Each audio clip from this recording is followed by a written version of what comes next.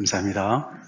오늘 같이 나눌 하나님의 말씀은 사도행전 20장 28절부터 38절로 내가 훈계하던 것을 기억하라 라는 제목으로 말씀을 나누기 원합니다. 먼저 본문을 같이 읽겠습니다. 시작. 여러분은 자기를 위하여 또는 온 양떼를 위하여 삼가라. 성령이 그들 가운데 여러분을 감독자로 삼고 하나님이 자기 피로 사신 교회를 보살피게 하셨느니라. 내가 떠난 후에 사나운 이리가 여러분에게 들어와서 그 양떼를 아끼지 아니하며 또한 여러분 중에서도 제자들을 끌어 자기를 따르게 하려고 어그러진 말을 하는 사람들이 일어날 줄을 내가 아노라. 그러므로 여러분이 일깨어 내가 3년이나 밤낮 쉬지 않고 눈물로 각 사람을 훈계하던 것을 기억하라. 지금 내가 여러분을 주와 및 그의 은혜의 말씀에 부탁하노니 그 말씀이 여러분을 능히 든든히 세우사 거룩하게 하심을 입은 모든 자 가운데 기업이 있게 하시리라. 내가 아무의 은이나 금이나 의복을 탐하지 아니하였고 여러분이 아는 바와 같이 이 손으로 나와 내 동행들이 쓰는 것을 충당하여 범사에 여러분에게 모범을 보여준 바와 같이 수고하여 약한 사람들을 돕고 또 주 예수께서 친히 말씀하신 바 주는 것이 받는 것보다 복이 있다 하심을 기억하여야 할지니라. 이 말을 한 후 무릎을 꿇고 그 모든 사람들과 함께 기도하니 다 크게 울며 바울의 목을 안고 입을 맞추고 다시 그 얼굴을 보지 못하리라 한 말로 말미암아 더욱 근심하고 배에까지 그를 전송하니라. 아멘. 저희가 지난 2주에 걸쳐서 사도 바울의 1차, 2차 선교여행을 살펴봤는데 오늘 본문은 또 거기에 이어서 제 3차 선교여행의 마지막 부분이 됩니다. 계속해서 지도를 보여드렸지만 오늘도 지도를 보여드립니다. 3차 선교여행은 2차 선교여행의 범위랑 거의 비슷하지요.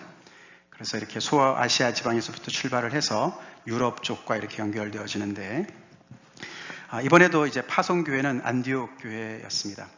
그런데 여러분들도 이제 말씀을 따라서 묵상하셨겠지만 3차 선교여행의 특징이 몇 가지가 있어요. 첫 번째는 에베소 도시를 거점으로 잡았습니다. 그래서 에베소 도시는 이 소아시아 지방에 있는데 바로 여기 있죠. 여기를 거점으로 삼고 그 지역에 많은 그 소아시아 지방에 있는 많은 도시들한테 아주 편만히 복음을 증거하면서 여기서 3년이나 있습니다. 여기를 기점으로 잡았어요. 그래서 안디옥에서 어쩌면은 다시 이렇게 이제 에베소가 거의 두 번째 이런 기점이 된 것과 같은 그렇게 이제 에베소를 중심으로 말씀을 전파하면서 그러면서 그는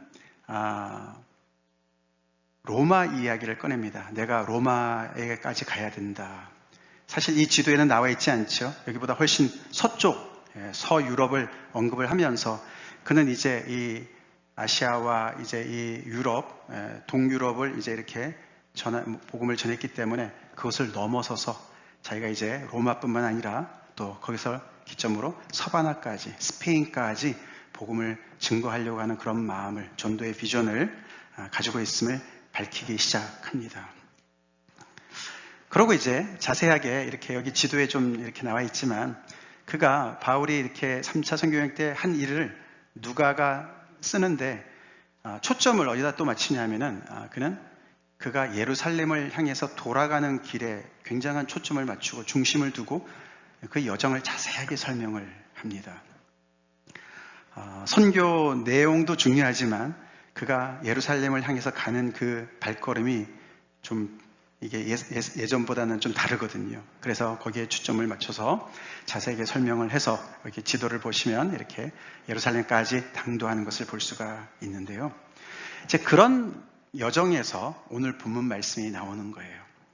오늘 본문 말씀은 에베소 장로들과의 작별 그 장면이죠. 장소는 밀레도라는 곳이었습니다. 여기 에베소에서 한 30마일 떨어진 남쪽에 있는 그 도시에서 항구 도시인데 거기에 잠깐 바울이 체류하는 때에 그 에베소 장로들을 불러서 함께 거기서 작별을 하는 그런 장면입니다. 그때 이제 우리가 그 내용을 가만히 보면은 왜 그가 이렇게 예루살렘으로 가는 그 발걸음이 무거운지 그 정말 비장한 각오를 하고 가고 있는지를 밝히는데요. 그 중에 한 구절을 읽어보면 이렇습니다. 우리 같이 한번 읽어볼까요? 시작. 보라, 이제 나는 성령에 매여 예루살렘으로 가는데 거기서 무슨 일을 당할는지 알지 못하노라. 오직 성령이 각 성에서 내게 증언하여 결박과 환난이 나를 기다린다 하시나. 바울이 기도 중에 성령께서 계속 말씀하시는 거예요. 예루살렘으로 가야 된다. 근데 거기는 환난이 기다리고 있다. 성령께서 환난이 기다리고 있다도 가르쳐 주시고 가라고도 말씀하시고, 그래서 굉장히 그 바울은 그 길을 정말 마음을 다해서 각오를 하고 열심히 가기로 작정을 하고 지금 가는 길에 있습니다. 이때쯤에는 벌써 이제 세월이 많이 흘렀죠. 바울이 회심한 이후에 줄 잡아서 한 15년, 20년 정도 됐을까요? 그렇기 때문에 이 소아시아 지방과 유럽 지방에 이 복음이 많이 전파되고, 복음이 더 이렇게 확산되면 될수록 점점 더 이제 드러나게 된 것이, 처음에는 이게 이제 복음이 유대교와 같은 줄 알았어요. 그래서 그 당시에 로마 정부로부터 이 유대인들은 보호를 받았습니다. 워낙에 아주 독특한 그런 신앙을 가지고 있는 사람들이었기 때문에 유대교가요. 처음에는 박해를 하다가 너무너무 이제 저항이 거세니까 그들은 열애를 시켜줬어요. 뭐 황제를 숭배한다든가 뭐 이런 것도 여러 가지 면에서. 그래서 처음에는 이 복음을 전하는 이 예수를 믿는 사람들이 그 우산 아래, 울타리 아래서 이렇게 보호를 받고 있었는데, 세월이 지나면서 점점 더 복음이 유대교랑 다른 것이 드러나기 시작했습니다. 그래서 그것 때문에 점점 박해가 심해졌어요. 특별히 유대인들로부터 아주 박해가 심했어요. 유대인들이 그 꼴을 못 보는 거예요. 그래서 로마 정부한테도 얘기를 하고 자꾸만 이렇게 분란을 일으키면서, 소요를 일으키면서 저 사람들 우리랑 달라요 얘기를 하기 시작했어요. 그래서 이방인들은 주로 경제적인 그런 손해 때문에도 그렇고, 이 유대인들은 자기들과 이렇게 다른 그런 도를 전한다고 해서 점점 더 이 박해가 거세지기 시작했거든요. 그렇기 때문에 이제 그것이 결국 절정에 이르는 것이 이제 예루살렘 방문이 되었습니다. 아시다시피 바울은 성령께서 예언하신 대로 거기 가서 체포되지 않습니까? 그리고 거의 한 3년 동안 구금돼 있다가 죄인으로 로마로 가지 않습니까? 그것이 하나님의 계획이었어요. 그렇죠? 그렇게 해서 그가 로마에 가서 복음을 전하는 이야기로 사도행전이 끝납니다. 그러나 지금은 그런 것을 잘 모르기 때문에 분명히 하나님께서 분명히 알려주시는데, 예루살렘에 가면 큰 환난과 박해가 기다리는 것을 암시해 주시면서도 계속 가야 된다는 그 부담감 때문에 그는 마음을 정하고 가고 있었습니다.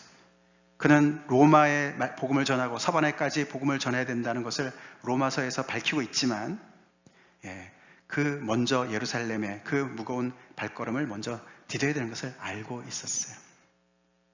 그렇기 때문에 오늘 이 본문에 이 바울이 에베소 장로들과의 그런 작별 인사하는 이 장면이 굉장히 눈물바다가 될 수밖에 없었어요.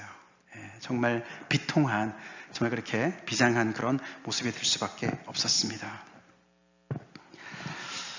그가 사실 20장에 들어와서 한 17절부터 끝까지 오늘 본문 38절까지 자세하게 설명을 많이 하는데요. 그 장로들한테 여러 가지 얘기를 하는데, 이 한 구절을 우리가 요약해 볼 수가 있습니다. 31절 다시 읽어보겠습니다. 시작. 그러므로 여러분이 일깨어 내가 3년이나 밤낮 쉬지 않고 눈물로 각 사람을 훈계하던 것을 기억하라. 교회의 리더들을, 장로들을 일부러 초청해서 당부하고 싶은 말이 있었던 것이죠. 자기는 이제 더 이상 이들을 볼 수가 없기 때문에 거기에 리더들을 만나고 싶어 해서 만나서 꼭 이 얘기를 해주고 싶었던 것이죠. 바울은 에베소에 들를 수도 있었을 텐데 왜 들르지 않고 그 교회에 3년이나 있어서 많은 성도들을 정말 너무너무 가까이 알았을 텐데, 한번 더 이상 만날 수 없다면 마지막 가서 보고 싶었을 텐데 왜 굳이 이렇게 밀레도에서 장로들만을 불렀을까? 우리가 앞에 보면은 지금 갈 길이 바쁜 거예요. 그해 오순절까지 예루살렘에 가기를 원했어요. 이게 요쯤 때는요, 이렇게 그 로마 황제 이야기도 나오고 그러기 때문에 그 시기를 잘 따져볼 수가 있습니다. 그래서 따져보면 이때가 서기 57년도예요. 57년도. 신기하지 않습니까? 성경의 그 사건이요. 57년도. 그리고 그때 오순절을 따져보면요. 5월 29일이랍니다. 57년 5월 29일. 그때를 지금 예루살렘이 당도하기를 위해서 지금 갈 길이 급하기 때문에 에베소에 들을 수가 없었습니다. 그래서 이렇게 리더들을 대신 만나게 되는데 그들한테 뭔가를 당부해주는 말이 이 구절에 다 들어가 있습니다. 그들을 영적으로 깨어있기를 당부합니다. 그리고 기억하기를 당부합니다. 왜냐하면요. 이유가 두 가지가 있죠. 자기는 이제 없으니까, 그렇죠? 자기가 그동안에 그 교회를 섬겼던 그 자기의 자리가 이제는 부재가 되니까 이제는 진공 상태가 되기 때문에 그게 진공 상태로 그냥 남아있는 것이 아니고 거기에 이제 사나운 이리들과 어그러진 말하는 사람들, 오늘 본문에 나왔죠. 교회를 해하는 원수들이 그 자리를 차지할 위험을 미리 경고해 주기 위해서 그 리더들을 초대했습니다. 여기 사나운 일이라는 것은 이방 사람들을 얘기하는 거예요. 이 에베소 도시가 아데미 신전이 있던 곳입니다. 그때 그 소아시아 지방에 그 아데미 신전이 아주 너무너무 이제 유명한 신전으로 고대 그 역사의 7대 불가사의 중에 하나라고 합니다. 그 신전이 얼마나 그 규모가 으리으리한지요. 어마어마한 규격의 그런 정말 그 신전이 있었는데 이 바울이 전도를 하는 것 때문에 많은 사람들이 그것이 우상인 줄 알고 이 우상을 버리고 그렇게 해서 그들이 그 우상 신전을 중심으로 해서 장사하던 사람들이 사업하던 사람들이 굉장히 경제적인 타격을 입지 않았습니까? 그래서 데메드리오라는 사람이 주축이 되어서 소동을 일으켰어요. 그래서 이 사람들이 우리가 따르지 못하는 그런 법을 전해서 우리가 지금 큰 손실을 입고 있다. 아데미 우리 신이 여신이 지금 추락하고 있다. 그렇게 해서 많은 사람들을 선동하지 않았습니까? 그런 사람들이 계속 이제 박해를 하려고 그러는 것이죠. 그리고 또 바울이 복음을 전하면서 많은 귀신들이 쫓겨나는 것을 보면서 그 지역에 마술하던 사람들이 많이 있었는데 그 마술이 이게 정말 가짜구나. 그렇게 그 정체가 드러나면서 거기 있던 사람들이 마술에 관련된 책들을 불태웠다 그래요. 근데 그 가치가 얼마였다고요? 그 값이 5만 단위. 그게 뭐 데라크마, 그 로마 어떤 화폐 단위일 수도 있고요. 데나리온일 수도 있고요. 그래서 어마어마한 그런 양의 그런 손실을 본 거죠. 마술사들이 가만히 있겠습니까? 자기들의 그런 정말 그 직업이 없게 된 것인데요. 그래서 이렇게 복음 때문에 영향을 받은 사람들이 정말 이렇게 사나운 이리 때처럼 예수 믿는 사람들을 공격할 것이라고 경고를 하고 그것을 위해서 대비하라고 말씀을 하는 것이죠. 그리고 어그러진 말 하는 사람들은요, 신기하게도 너희 중에 이렇게 얘기합니다. 지금 장로들한테 너희 중에 어그러진 말 하는 사람들도 나올 거다. 사람들을 자기 자신을 따르게 하는 그런 사람들이 나올 거다라고 얘기하면서 이것은 교회 내부에서 적이 나올 거라고 예고를 하고 있습니다. 바울이 뭔가 감지를 했던 것 같습니다. 그렇게 이제 얘기를 하면서 무엇을 했다고 그럽니까? 자기가 3년이나 밤낮 쉬지 않고 훈계하던 것을 기억하라고 합니다. 이런 위험도 있지만 너네가 적극적으로 너를 해야 될 것이 있는데 내가 3년을 밤낮 쉬지 않고 훈계한 것을 기억하라고. 물론 이 표현은 과장적인 표현이겠죠. 그렇죠? 그만큼 열심히 전했다는 거겠죠. 두란노 소원을 중심으로 해서 3년이나 밤낮 쉬지 않고 전했다. 그 내용을 우리가 여기 좀 종합해 보면은 이렇게 얘기를 합니다. 그는 전한 내용이 하나님의 뜻을 전했고 하나님의 나라를 전했고 그 내용은 바로 하나님의 뜻이나 하나님의 나라의 핵심은 하나님을 향한 회개와 예수 그리스도에 대한 믿음이다라고 얘기를 합니다.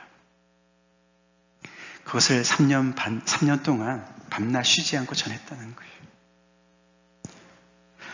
내용이 이렇게 간단할 것 같은데 그걸 뭐 3년 동안이나 그렇게 밤낮으로, 우리가 한국에는 중고등학교가 3년제 아닙니까? 그렇죠? 그 사이에 얼마나 많은 걸 배웁니까? 정말 하루에 한 번씩이라도 만나서 집회를 열었다면 바울도 대단해요. 그렇죠? 그렇게 3년 동안 이 주제를 가지고 그렇게 할 말이 많았나 그런 생각이 들지 않습니까? 물론 그 얘기는 이 말 속에 들어가 있는 수많은 말씀들, 구약의 말씀들, 그 뿌리 깊은 풍성한 리치한 말씀들을 계속해서 전한 줄로 믿습니다. 그렇겠죠. 그 말씀을 그렇게 열심히 전한 것을 너희가 기억하라고 그렇게 얘기를 합니다. 3년이 주마등처럼 지나가겠죠. 이 리더들이 예수님 믿었던 순간도 떠오를 것이고, 말씀 듣고 순종해서 하나님을 경험했던 때도 떠오를 것이고, 교회에 닥친 여러 가지 어려움들을 통해서 정말 힘들었던 때도 떠오를 것이고, 바울이 이제 그 전한 메시지를 붙잡으라고 얘기를 하는 것이죠. 그러면서 여기 눈물로 각 사람을 이렇게 표현했어요. 그것은 바울이 이 말씀을 어떻게 전했는지, 어떤 태도로 전했는지, 어떤 열정을 가지고 전했는지를 단적으로 표현하는 표현입니다. 거기에 그가 얘기한 중에 이런 표현이 나와요. 겸손과 눈물로 내가 전했다. 모든 겸손과 눈물로 전했다. 유대인들이 박해했지만 내가 인내하면서 주님을 섬겼다. 그리고 내 손으로 일을 해서 나뿐만 아니라 나와 동행하는 사람들의 필요를 내가 다 채웠다. 그래서 내가 범사에 모본을 보였다. 그것을 다시 상기를 시킵니다. 왜 이렇게 얘기를 할까요?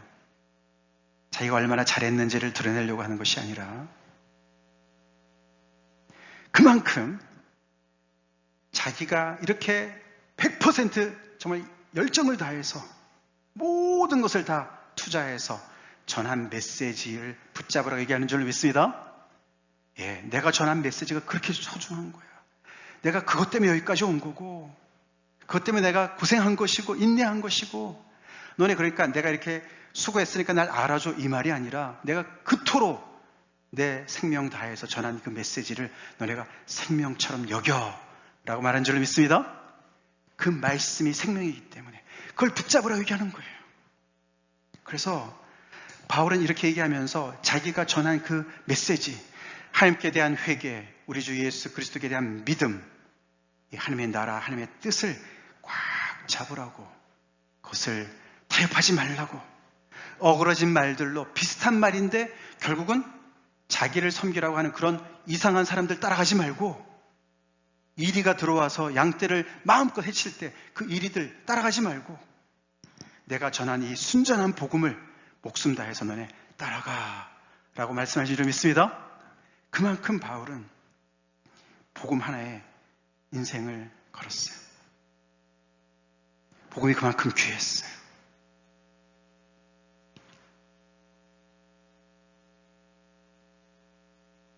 그래서 오늘 이 바울의 모습은요, 모든 목회자들의 모본이 됩니다.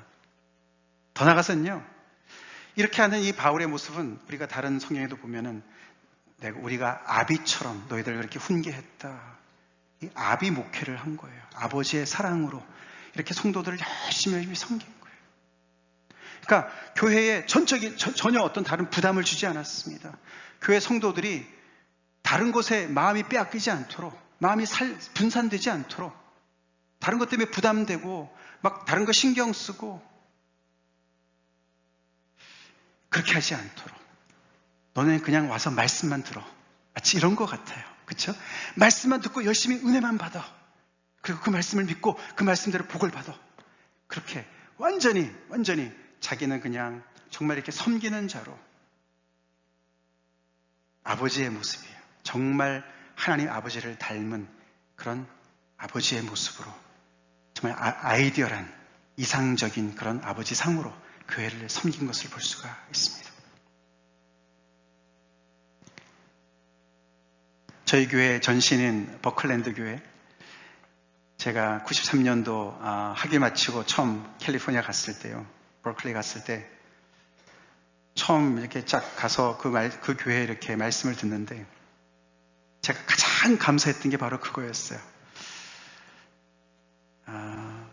그 전에 커네티컷 있을 때는 이제 유학생이지만 또 우리 여기 유학생들처럼 열심히 교회 봉사하고, 그리고 이제 하여튼 뭐 공부하느라고 또 뭐 신앙 열심히 또 기도도 하지만 또 신앙도 까먹고 뭐 이랬었는데, 거길 갔더니만 일 하나도 안 시키고 그냥 계속 말씀만 공급해 주시는 거예요. 주일 말씀으로 은혜를 받고 주중에 성경 공부가 계속 있어서 가는 곳마다 하나님의 말씀이 너무너무 풍성한 말씀을 계속 먹기만 했어요. 풍성한 꼴을 먹이기만 해줬어요. 그게 가장 감사했어요. 우리 청년들은 좀 미안해 그래서 우리 청년들 저희 교회 좀 이렇게 지금보다는 좀 더 이렇게 성도들이 더 많을 때는 그때는 더 자신 있게 일하지 마세요. 일하지 마세요. 먼저 은혜 받아야지. 은혜 받은 다음에 감사해서 일을 해야지. 그게 순서가 맞다고 이렇게 가르쳤는데 지금도 그렇게 가르쳐야 되죠. 원론적으로는. 그게 맞죠? 아멘? 요즘에 성도들이 말이죠.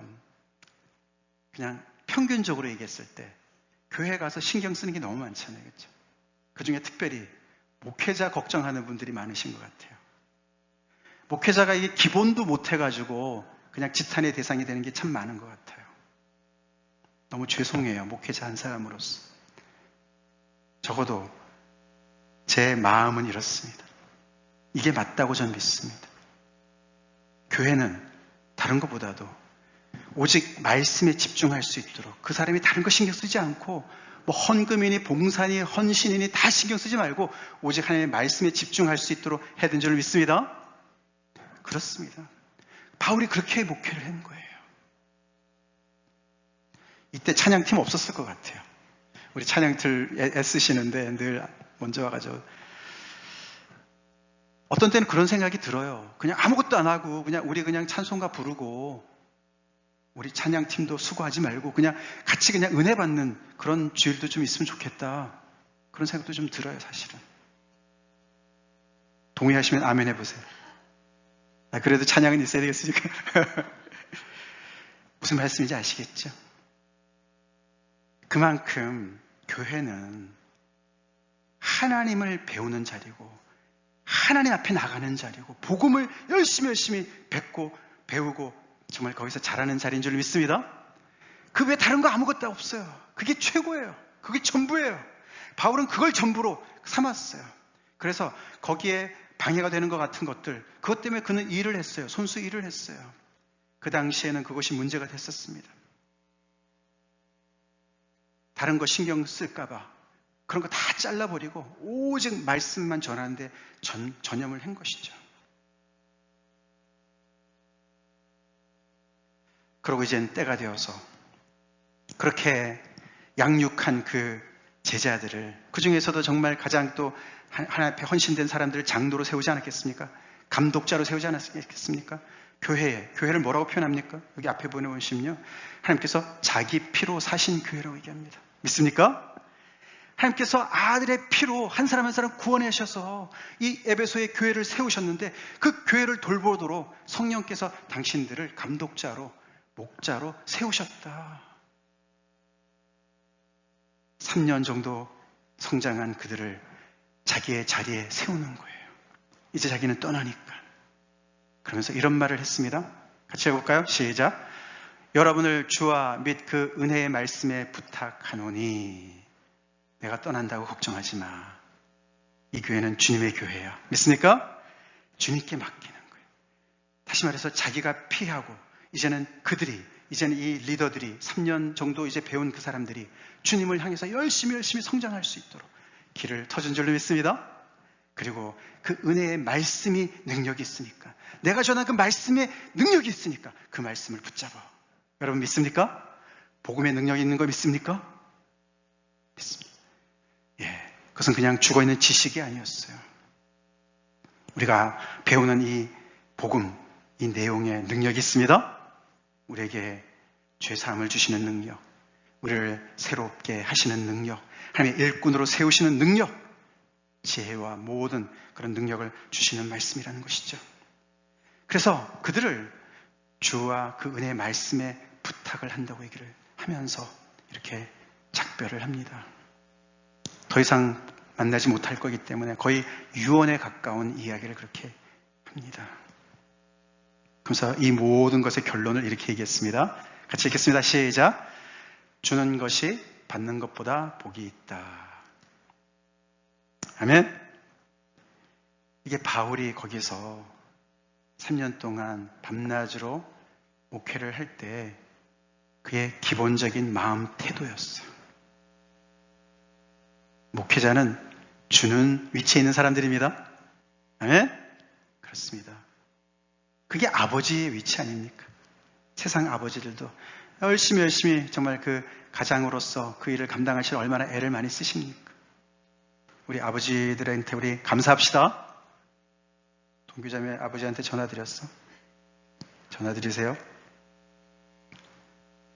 아버님들이 얼마나 수고 많이 하십니까?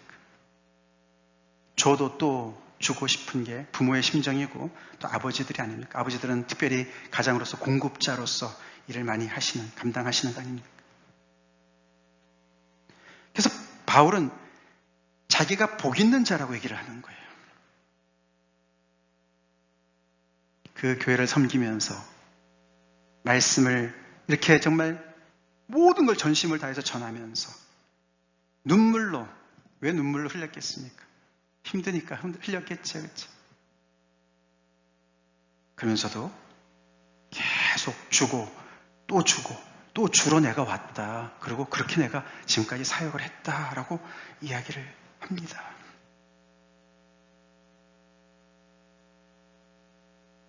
성경이 이야기하는 목회자의 상은 이렇습니다. 부끄럽고 죄송하지만 이게 목회자 상이고 더 나아가서 이것이 아버지 상입니다. 아버지의 정말 바람직한 모습이라는 거예요.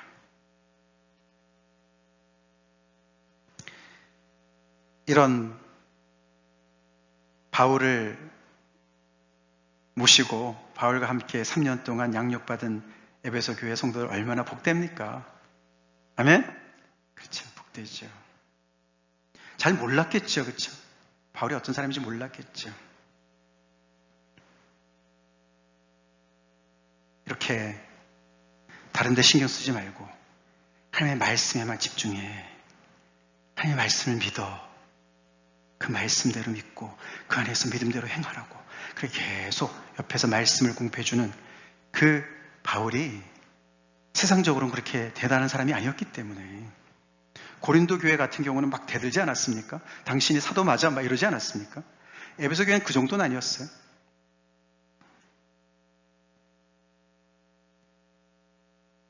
그래서 이런 섬김을 통해서 에베소 교회가 든든히 선전을 믿습니다. 그래서 이 소아시아 지방에 굉장히 아주 으뜸인 그런 교회로 성장했습니다. 여러분도 아시지만 요한계시록에 7교회에다 보내는 편지 있지 않습니까? 거기에 제일 처음에 나오는 교회 이름이 에베소 교회예요. 사도 요한을 통해서 성령께서 그 교회에 대해서 말씀하시는 그 내용을 보면 처음에는 많은 칭찬을 하십니다. 근데 한 가지 책망을 하시는데 너가 처음 사랑을 버렸다. 그렇게 얘기를 해요. 처음 사랑을 버렸다. 처음 사랑을 가지고 있었던 교회였던 것이죠. 그 말씀 듣고 회개했겠죠, 교회가? 이렇게 바울의 모범적인 그런 헌신을 통해서 이 교회는 정말 복된 그런 정말 교회로 잘 섰던 것이죠. 바울의 이 주는 것보다 받는 것이 복이 있다. 이 말은 그 한 가지 표현을 좀 이렇게 떠올리게 하더라고요. 말씀 묵상하는데 아낌없이 주는 나무. 여러분 혹시 이 동화책 보신 분 계세요? 네, 쉘 실버스타인이라는 동화 작가가 이렇게 그 아이들 그림 책인데요. 거기 보면 이제 나무가 있는데 이 아이가 어려서부터 이렇게 쭉 이제 노년까지 가는 동안에 그 한 사람을 얼마나 사랑하는지 하는 스토리인데요.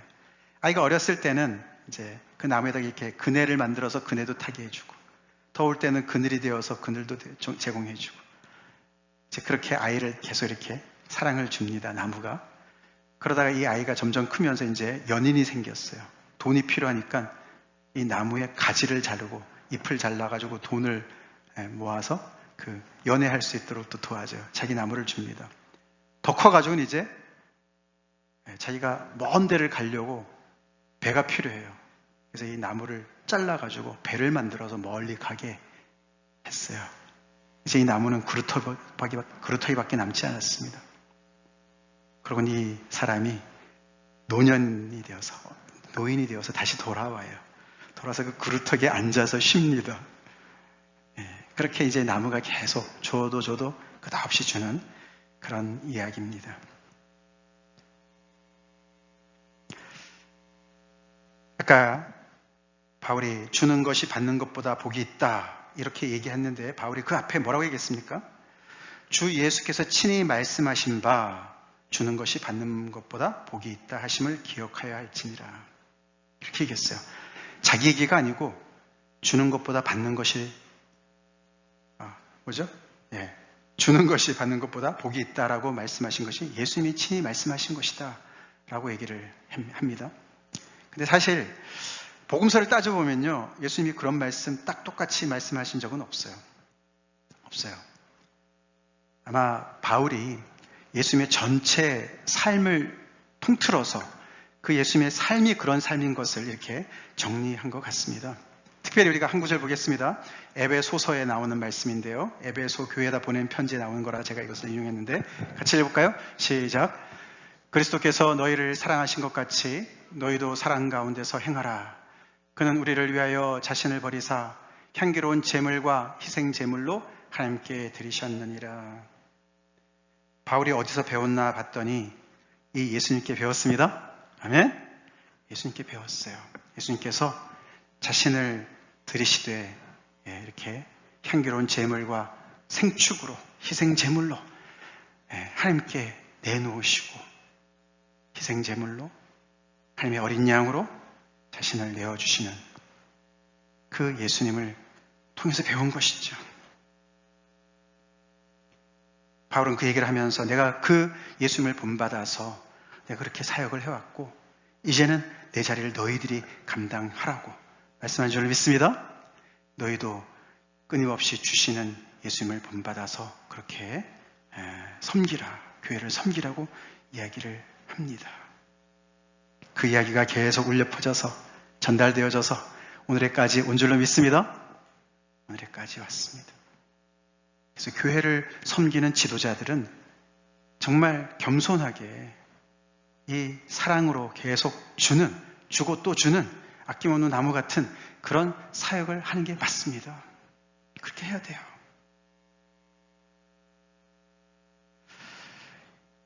이렇게 하나님 앞에 들이신 예수님은 또 하나님 아버지를 닮은 것이죠.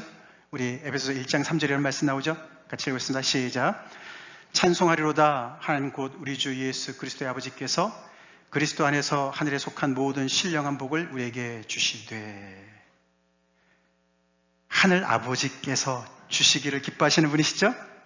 그렇습니다. 얼마나 주시고 또 주시기를 원하셨는지 아들까지 주셨습니다. 아들까지 주셨어요. 아들을 통해서 예수 그리스도 안에서 하늘에 속한 모든 신령한 복을 주셨다. 그렇게 에베소서가 시작합니다. 이 에베소서는 당연히 에베소에 있는 성도들한테 쓴 편지죠. 그렇게 시작합니다. 근데 많은 학자들이 그 에베소서 전체를 읽어보니까 내용이 너무 이렇게 광범위하고 일반적입니다. 다른 서신에 비해서는요. 거기서 3년 동안 이렇게 목회를 했으니까 굉장히 친밀한 관계에 있었을 것이고 구체적인 내용들이 나와야 되는데 구체적인 내용들보다는 좀 더 일반적인 얘기들이 많이 나와요.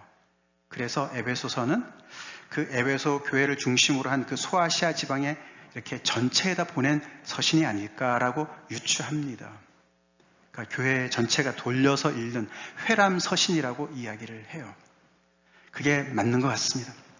어쨌거나 그 안에는 에베소 교회 성도들이 들어가 있는 것이죠. 그렇죠?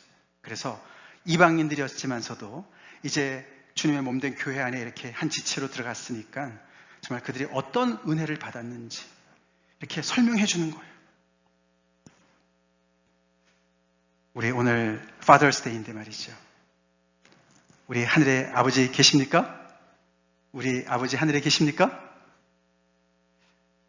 아멘이 없으세요? 여러분들 다 하나님 아버지 계시죠? 믿으시죠?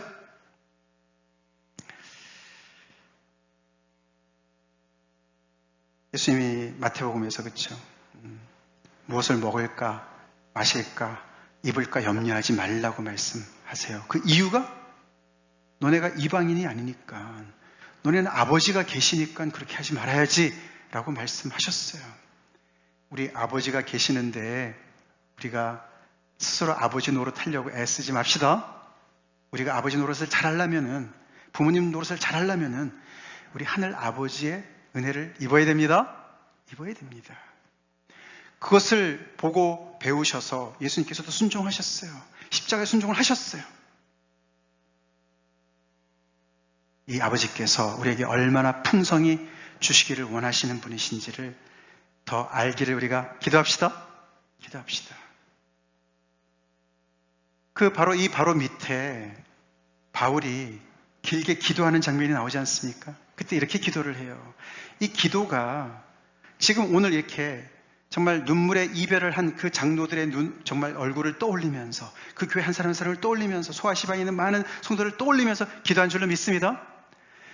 너무너무 가르쳐주고 싶은 게 많은데 3년이 모자랐죠. 밤낮으로 가르쳐도 하나님의 사랑 가르칠 수 없음을 믿습니다.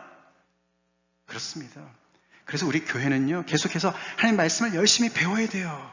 아멘이십니까? 열심히 배워야 돼요. 하나님 말씀 나 그거 다 들어서 알아. 아닙니다. 이 바울의 기도를 보면 알 수 있어요. 그가 그랬기 때문에 정말 성경 구석구석을 다 뒤져서, 그때는 신약이 없었으니까 구약의 말씀을 다 뒤져서 하나님께서 이렇게 사랑하시는 거야. 이렇게 사랑하셨기 때문에 아들을 주셨어. 계속 전한 줄로 믿습니다. 그래서 너희들은 이방인이었지만 하나님께서 이런 놀라운 구원의 계획을 가지시고 너희들도 하나님의 백성으로 삼으셨어. 너네가 그것을 기억해. 그렇게 전한 거예요. 그러니까 3년이 모자라지요. 저희가 세틀 다시 돌아온 걸 따져봤더니 벌써 14년째가 됐어요. 오래됐어요. 저도 열심히 전하고 있습니다. 여러분들 계속해서 열심히 배우시기 바랍니다. 언제까지일지 모르겠어요. 우리가 이 작별, 아까 고별하지 않습니까? 우리가 여러 면에서 우리가 이별을 하지 않습니까? 우리가 부모와 자식 간에도 자녀들이 성년이 되면 우리가 이별하지 않습니까? 떠나보내야 돼요. 우리 여기 승현 집사, 현주 집사도 이제 혜빈이, 혜원이 어제 그제 졸업해가지고 이제 대학교 에모리 대학이 돼서 정말 감사한데 거기로 떠나보내야 됩니다. 성년이 되면 떠나보내야 되죠. 목회자도 이제 은퇴가 하면 떠나보내게 되지 않습니까? 그러니까 바울이 여러분을 주와 및 그 은혜의 말씀에 부탁한다 그러면서 자기가 떠나잖아요. 그렇죠? 근데 사실 그 말은 그가 마음속으로부터 그 성도들을 떠나보내는 거예요. 우리 부모들도 그렇게 떠나보내야 될 줄로 믿습니다. 주와 말씀에 의탁하면서 떠나보낼 줄 알아야 돼요. 그래야 자녀들이 성장할 줄로 믿습니다. 성장하는 거예요. 목회자들이 은퇴하든 아니면은 이것이 아까 유언적인 고별 설교라고 그러지 않았습니까? 인사인데, 작별 인사인데 말이죠. 유언. 우리가 유언을 남긴다 할 때 나는 어떤 유언을 남길 수 있을까? 제가 오늘 이 말씀을 준비하면서 글쎄요, 몇 년 남았을지 모르지만 저도 이제 목회를 마무리할 때 정말 내가 어떤 이야기를 할 수 있을까? 이 말씀에 정말 발 뒤꿈치까지도 못 따라가겠지만 그러나 이렇게 정말 열심히 내가 목회를 해야지, 그런 마음을 더 많이 갖게 되는 말씀이었습니다만,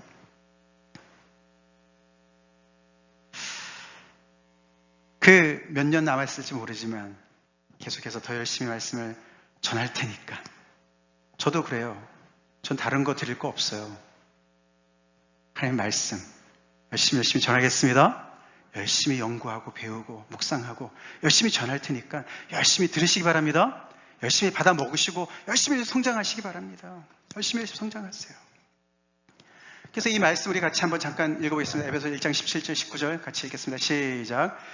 우리 주 예수 그리스도의 하나님 영광의 아버지께서 지혜와 계시의 영을 너에게 주사 하나님을 알게 하시고 너희 마음의 눈을 밝히사 그의 부르심의 소망이 무엇이며 성도 안에서 그 기업의 영광의 풍성함이 무엇이며 그의 힘의 위력으로 역사하심을 따라 믿는 우리에게 베푸신 능력의 지극히 크심을 어떠한 것을 너희로 알게 하시기를 구하노라. 아멘. 바울은 어느 정도 아는 거지요. 그렇죠?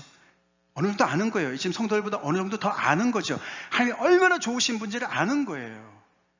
그래서 성도들이 지혜와 계시의 영을 받아서 하나님을 더 알기를 기도하는 거예요.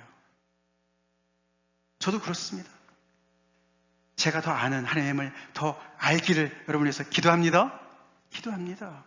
그리고 그뿐만 아니라 오늘도 기업이라는 단어가 나왔는데요. 이 본문에 여기 보시면은 하나님이 우리를 부르신 그 소망이 얼마나 큰지, 그 기업의 영광이 얼마나 풍성한지 더 알기를 기도하는 거예요.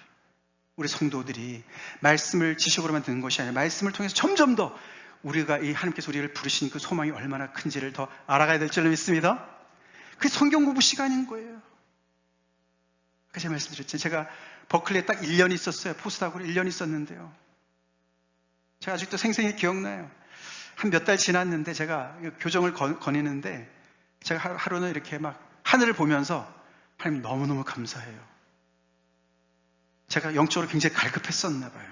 그냥 정말 스폰지가 물을 빨아들이시지 그렇게 모든 말씀들을 제가 막 그냥 흡수를 했어요. 그 하나님의 말씀이 다 믿어지고 그 말씀이 다 내 것이 되는 거예요. 하나님의 은혜가 풍성한 말씀이 쏟아지는 거예요. 하나님의 말씀을 사모합시다. 하나님의 말씀을 사모합시다. 그래야 우리가 그분의 소망을 알게 되고요. 부르심의 소망을 알게 되고 그분의 기업의 영광이 풍성함을 알게 되지요. 그리고 우리를 부르시고 우리를 새롭게 세우시는 그 능력, 부활의 능력을 더 알게 되기를 바울이 기도하고 있습니다. 기도하고 있어요. 성령의 능력. 성도들이 성령의 능력 없이 어떻게 신앙생활 할 수가 있겠습니까? 그래서 바울은 떠났지만 다시 그들을 만났는지는 기록은 없어요. 아마 못 만났을 것 같습니다. 그러나 이렇게 서신을 보내면서 그들을 위해서 기도한 줄로 믿습니다. 그들을 위해서 기도했어요. 그 교회에서 기도했어요. 그것이 복음을 사이에 둔 관계입니다. 관계입니다. 그렇게 하나님께서 복음으로 말미암아 다른 거 어떤 것으로 아니라 혈연도 아니고 지연도 아니고 학연도 아니고 오직 복음으로 맺어진 그 관계예요. 그 안에는 복음이면 충분합니다. 그리고 한 사람 한 사람이 계속 복음 안에서 성장하도록 기도하고 말씀으로 권면하는 것이 가장 베스트의 사랑입니다. 그렇게 제가 여러분들을 사랑할 수 있고 섬길 수 있도록 기도해 주시기 바라고, 여러분들도 여러분의 또 위치에서 그렇게 목자의 역할을 감당하시길 바라고, 또 그렇게 열심히 교회 안에서 성장하는 여러분들 시를 간절히 축원합니다. 다 같이 기도하시겠습니다.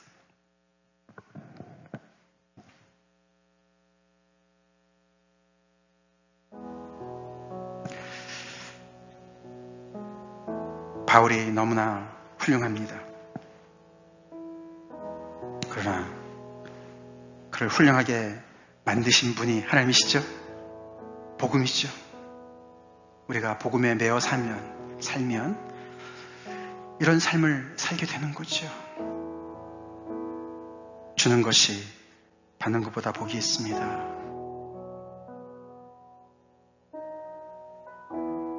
저를 위해서도 기도해 주시고 그 어떤 것에도 방해받지 않고 여러분들도 계속해서 풍성한 말씀의 꼴을 먹으실 수 있도록, 혹시 근심거리가 있습니까? 걱정거리가 있습니까? 교회에 대한 걱정거리입니까? 필요한 걱정거리가 되겠지만, 있을 수도 있겠지만 사실 뭐 걱정할 거 별로 없어요. 말씀에 집중하셔야 됩니다. 제 에너지의 거의 8, 90%를 말씀 준비하는 데 쓰고 있는데 그 말씀을 여러분들 정말 열심히 받아 먹으시면 은혜가 있길 간절히 기도합니다. 안 그러면 제가 여기 있을 필요가 없어요.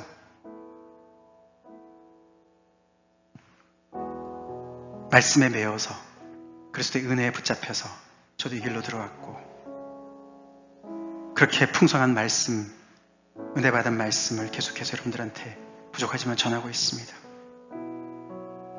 바울에 비해서는 부족하지만 전심으로 여러분들을 주님 앞에 세우기를 원해서, 은혜의 말씀에 붙잡힌 인생이 되기를 원해서 전하고 있습니다. 다른 거 신경 쓰지 마십시오. 거기에 초점 맞추십시오. 그래서 계속 주님 안에서 성장하시는 은혜가 있기를 간절히 기도합니다. 우리 아버님들,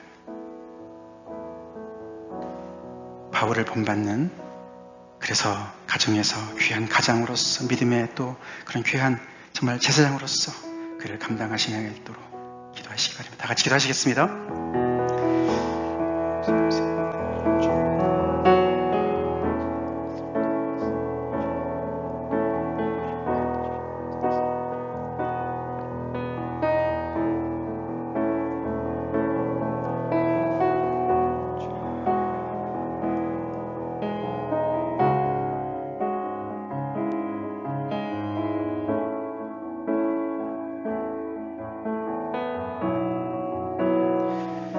하나님 아버지 감사합니다. 복음의 사람인 바울, 그의 사역을 통해서 복음이 얼마나 사람을 아름답게 만드는지를 봅니다. 주님, 오늘날에 이 땅에 교회를 섬기는 모든 목회자들, 저를 포함해서 이런 목회자가 될 수 있도록 좀 축복해 주시옵소서. 성도들이, 교회 출석하는 분들이 목회자를 걱정하는 시대입니다. 용서해 주시고 다른 거 전혀 신경 쓸 거 없이 그저 풍성한 꼴을 먹기만 하면 되는 그런 교회가 다 되게 하여 주시옵시고, 특별히 찬빛교회가 되게 하여 주시옵소서.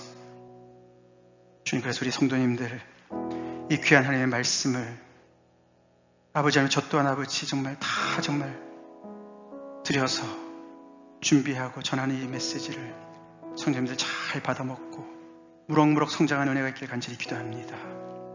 저들이 또한 아버지 리더로 성장하게 도와주시고 아버지 주님을 섬기는 자들 되게 하시고, 주는 것이 받는 것보다 복되다고 고백하며 주님을 본받은 또 바울을 본받는 그런 한 사람 한 사람 되게 하여 주시옵소서. 교회가 되게 하여 주시옵소서.